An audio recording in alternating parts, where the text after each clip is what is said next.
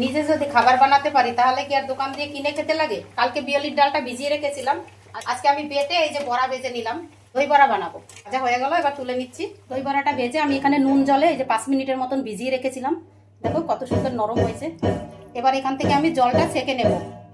এই যে এখানে দই নিয়েছি, এর মধ্যে দিয়ে দিচ্ছি বরফ, একসঙ্গে মিশিয়ে নেব।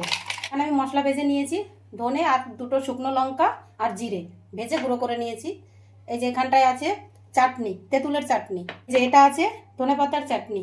এবার মিশিয়ে নিই। এই বড়াগুলো জলের মধ্যে থেকে চিপড়িয়ে আমি এখানে দইয়ের মধ্যে এই যে ভিজিয়ে দিয়েছি। চলো এবার এক এক করে আমি সাজিয়ে নেই। ঘরেই যদি বানাতে পারি তাহলে কিনবো কেন বলো। এক করে চলো চাটনিগুলো আমি এখন দিয়ে দিই এর উপর দিয়ে। তেঁতুলের চাটনি, আচ্ছা মশলা, বিট নুন,